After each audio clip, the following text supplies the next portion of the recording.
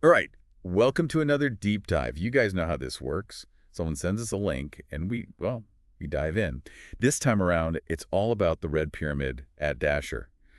And let me tell you, this thing is seriously impressive. Yeah, it's not as famous as the Giza pyramids, but this one comes with a whole truckload of mysteries, the stuff we're going to try to untangle today. Absolutely. But first, let's paint a picture for our listeners. We're talking about the third largest pyramid in all of Egypt. Just imagine. It's so massive it could fit nearly 2 football fields at its base. You're looking at a pyramid that's a whopping 344 feet tall. And hold on tight because the base stretches 721 feet wide. To build this behemoth, they used, get this, 1.7 million cubic meters of stone. 1.7 million. That's just Yeah. mind-blowing. And inside, you've got these 3 gigantic chambers. And the ceilings. Oh man, they're just stunning. They're this incredible cobalt blue. And here's the thing, unlike so many other pyramids out there, the Red Pyramid is incredibly well preserved. Many of the original casing stones, those smooth outer layers, are still in place. It's like stepping back in time. I know, right? You can really see the skill and the grandeur of the ancient builders when you look at this thing. And okay, you're probably wondering why it's called the Red Pyramid, right? Well, it's because of the reddish hue of the limestone used in its core. But here's a fun fact. It was originally covered in the same gleaming white Tura limestone as the Great Pyramid. Just picture that. A dazzling white giant rising from the desert sands. It must have been an incredible sight. It really makes you wonder why this pyramid hasn't gotten the same attention as the ones at Giza. Right. You'd think a pyramid this impressive wouldn't be so overlooked, but it's like a hidden gem just waiting to be fully appreciated. I know. It's kind of shocking, really, how understudied it is. I mean, we're talking no accurate surveys, the base is still partially buried in rubble, and there's very little historical documentation. Even Flinders Petrie, the guy who basically pioneered Egyptology, even he had to give up exploring the Red Pyramid. And get this, is because a pack of hyenas decided to move in. Hyenas.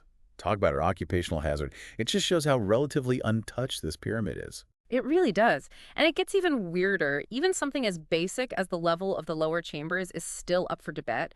Some say they're at ground level, others below. Some even think they're above ground. It's bizarre. Yeah, it's pretty perplexing that we're still unsure about such fundamental details. Just goes to show how much more research needs to be done on this structure. But okay, let's get to the million-dollar question. Who built this thing? The popular theory is Sneferu, Khufu's dad, the guy who's credited with the Great Pyramid. Right, that's the mainstream view. But the video that sparked this whole deep dive, the one from Uncharted X, throws some serious shade on that whole idea. You see, Sneferu is supposedly responsible for 3 massive pyramids during his reign. The stepped pyramid at Meidum, the bent pyramid, and, of course, the red pyramid. And if we consider the timeline, things start to get a little eyebrow raising. Sneferu's reign is estimated to have lasted somewhere between 25 and 45 years. Building 3 pyramids of this scale in that time frame, it seems a bit much, doesn't it? Yeah, let's do the math. We're talking a total of 3.5 million tons of stone across all 3 pyramids. Even if we're generous and give them the full 45 years, that's still an average of 380 tons of finished blocks being put into place every single day. It's kind of hard to wrap your head around, right? The sheer manpower, quarrying, transporting those giant stones, cutting them precisely, fitting them together, it boggles the mind. And let's not forget, Sneferu wasn't just sitting around sipping wine and watching construction, right? He was a pharaoh. Wars, territorial expansion, keeping his kingdom in check. You know, the usual pharaoh to-do list. Right. It's a lot to pack into one lifetime, even for a pharaoh. Really does make you wonder, could one man, even with all the resources of an entire kingdom, really pull off something like that? And then there's another piece of this puzzle, the whole idea of pyramids as tombs. Why would a pharaoh need 3 colossal tombs? That's a good question. And during the Old Kingdom, the period when these pyramids were built, tombs were typically known for their elaborate decorations, inscriptions, all that stuff. But these pyramids, they're totally bare inside. Exactly. It's like they were built for a different purpose entirely. And speaking of challenging assumptions, we have to talk about the bent pyramid, another one attributed to Sneferu, the one with that weird angle change. Yeah. Egyptologists often dismiss it as a failed design. But come on, seriously. I know. It's like they're not giving the ancient Egyptians enough credit. The bent pyramid is anything but a failure. The precision of the casing stones, the way it was deliberately finished in that shape, It shows a high level of skill and planning. Right. And if it was a genuine mistake, why bother finishing it at all? Why not just dismantle it and reuse the stones for the Red Pyramid, which, according to the traditional timeline, was built later? It doesn't add up, does it? It seems way more likely that the bent pyramid served a specific purpose. We just haven't figured out what that purpose was yet. Totally agree. But let's circle back to the Red Pyramid for a sec. Now, there are some markings and dates from Sneferu's reign found on some of the casing stones. Does that settle it? Does that mean Sneferu built it? Well, not so fast. Those markings could simply indicate repair work or renovations that took place during his reign, Right. maybe on a structure that was already ancient by that time. So we're back to questioning the timeline and the true origins of the pyramid. Exactly. And here's another curious thing. There are no internal inscriptions or graffiti from construction crews inside the Red Pyramid. Wait, seriously? None at all? Nope. If this was a major project during Sneferu's time, wouldn't we expect to find something? Some scribbles on the walls, some messages from the workers, anything. You'd think. It's pretty strange that a project of this scale would leave no trace of the people who built it. Honestly, given the timeline issues, the lack of definitive proof, I'm starting to think Sneferu might have inherited and renovated the Red Pyramid rather than building it from scratch. But hey, I'm always open to new evidence. What do you think? Does the renovation theory make sense to you? It's definitely a compelling possibility. The missing inscriptions, the sheer scale of the project within such a tight time frame, it all adds up. Plus, there's also the mystery of those human and animal remains they found inside the pyramid back in the 1950s. Oh yeah, I forgot about that. Didn't Zahi Hawass claim those were Sneferu's remains? He did. In his book, Valley of the Golden Mummies, he flat out stated that those bones belong to Sneferu. But here's the catch. There's been absolutely no follow-up on that claim. No testing, no confirmation, nothing. Just silence from the mainstream Egyptology world. Wow, so it's like, Like they stumbled on something they weren't expecting, something that didn't fit their neat little narrative. I'd say so. this is getting juicy. Okay, let's shift gears a bit and join Ben and his guide, Yusuf, as they venture inside the Red Pyramid.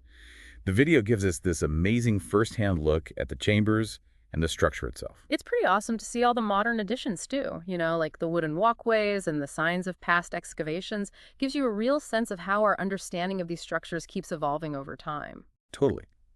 But as we go deeper into these chambers, it's hard not to notice what's missing. Still, no internal graffiti, no inscriptions from those phantom construction crews. It's like this thing just magically appeared out of thin air. Right. Like who built this thing? Exactly. And then there's that weird staining they found inside, this strange liquid running down the walls and a thick, salty glaze coating the floors and surfaces. What in the world is that about? Well, the video throws out a few ideas. Bat urine, which, let's be honest, isn't the most glamorous explanation, but hey, it's nature. Or maybe it's some kind of leftover chemical reaction. Our expert earlier mentioned the salt residue in the Great Pyramid. Maybe there's a connection there, some similar phenomenon going on.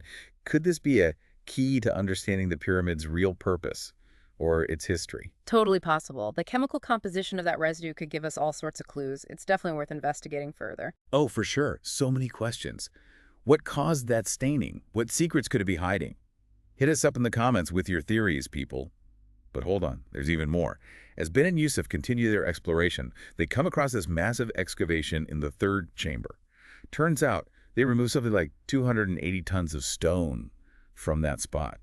What were they looking for, and why go to all that effort? And get this, there's this strangely colored block on the chamber wall. Could it be a hidden doorway? Whoa. Are you serious? Like something out of an Indiana Jones movie. Right. It's super intriguing. This is crazy. Okay, the video actually suggests using muon detection technology to investigate this further. That tech that uses cosmic rays to basically X-ray the pyramid. Imagine what they could find. It's like science fiction becoming reality. I know. It's incredible what we can do with technology these days.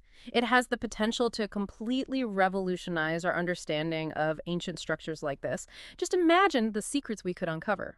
I can't even. This is too much. Okay, but don't worry, we're not done yet. Our deep dive into the Red Pyramid continues in part 2, so make sure you stick around. As we keep going deeper into this pyramid with Ben and Yusuf, it's like you can't help but feel this sense of awe, like the scale of this thing and how precise it's built and all the mysteries surrounding it. It's truly humbling. I know what you mean. Yeah. It really is like stepping back in time. And speaking of setting the mood, I got to mention the music that's playing the Uncharted X video. It's Yusuf playing this incredible flute music, and it adds this whole other layer to the whole experience, like a soundtrack to some ancient secret being revealed. It's really cool. If you haven't seen the video yet, definitely go check it out. But for now, let's get back to those mysteries because we've covered a lot of ground so far. So Yeah, let's do a quick recap. So first and foremost, the big question mark hanging over all of this is Sneferu really the one who built this pyramid, or did he inherit it? Maybe even renovate something that was already ancient. yeah, the timeline issues, the lack of those internal inscriptions and that whole bent pyramid conundrum, it all kind of casts a shadow of doubt on that traditional story we've been told. And then there's that whole thing with the strange residues inside the chambers. Yeah. The mysterious liquid and that weird salty glaze. Yeah. What caused that? What can they tell us about why the pyramid was built and what it was used for? And we're talking about possible evidence of chemical reactions, maybe even some ancient technology that we haven't even begun to understand. Right. It's pretty wild to think about like those little details could be the key to understanding a whole new side of ancient Egyptian knowledge and their practices. It really is. And then, of course, the biggest mystery of all. Could there be more chambers hidden inside this giant structure? I mean, come on, that huge excavation they did in the third chamber, that strange colored block. Yeah. It's practically begging to be explored further. It's so exciting to think about. Undiscovered chambers may be filled with artifacts or inscriptions that could tell us the real purpose of the pyramid. It's like we're on the verge of a huge archaeological discovery. I'm totally getting that same feeling watching the Uncharted X video. Oh. It's not just about the facts, but it's capturing that sense of wonder and possibility. It makes you want to dive in even deeper and learn more and explore every corner of this crazy enigmatic structure. That's exactly what makes this deep dive so cool. Right. We're not just sitting here absorbing information, but we're engaging with it. We're questioning it and coming up with our own theories. Exactly. And the best part is, this is just the beginning. There's so much more to uncover and so many different ways to go about it. So what do we do now? Where do we go from here? Well, personally, I'm going down the rabbit hole on this one. Go. First things first, I'm rewatching that Uncharted X video, but this time I'm taking notes. I want to catch every detail, every little clue, every hint that Ben and Yusuf find. Great idea. And I'd also recommend doing some research on the bent pyramid. There are some really interesting arguments out there that challenge that whole failed design idea. Yeah. You might be surprised by what you find. Oh, I bet I will. And hey, for those of you out there who are into the really cool science stuff, definitely check out muon detection technology. It's mind-blowing how scientists are using cosmic rays to look inside these ancient structures. They're finding hidden chambers and passageways that have been hidden for centuries. It's like something straight out of science fiction. It really is. It just shows you what humans can accomplish when we set our minds to it. That drive to uncover the secrets of the past.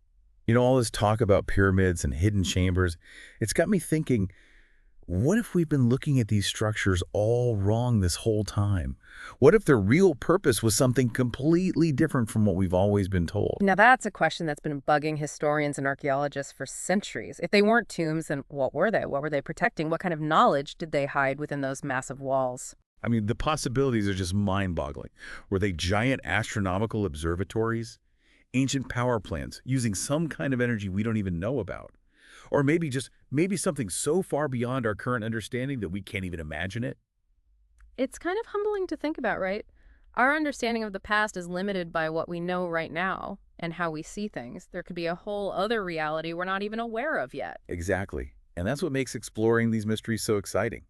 It reminds us that there's always more to learn and discover and question, and the Red Pyramid with all its strange features and unanswered questions, it's like this testament to the power of ancient secrets and that human drive to figure them out. So what do you think out there? What was the real purpose of the pyramids? Share your ideas and theories in the comments below. We want to hear what you've got. Don't be shy. Let's hear those crazy theories and wild ideas. The more we question, the closer we'll get to understanding the true legacy of these ancient wonders. And with that, I think it's time to wrap up this deep dive. But hold on, the journey's not over yet. The Red Pyramid is still out there waiting to be explored. Its secrets are calling out to be discovered.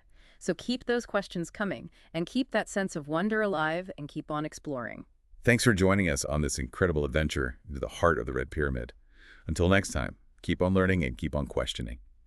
It's amazing to think about, like, after centuries of people studying these pyramids, we're still just scratching the surface when it comes to understanding them. It's like it makes you realize that history isn't just facts in a textbook, Yeah. It's like this living, breathing puzzle, and there are all these missing pieces and mysteries just waiting to be discovered. And that's what makes the Red Pyramid so fascinating. It challenges everything we think we know. It pushes the limits of our knowledge.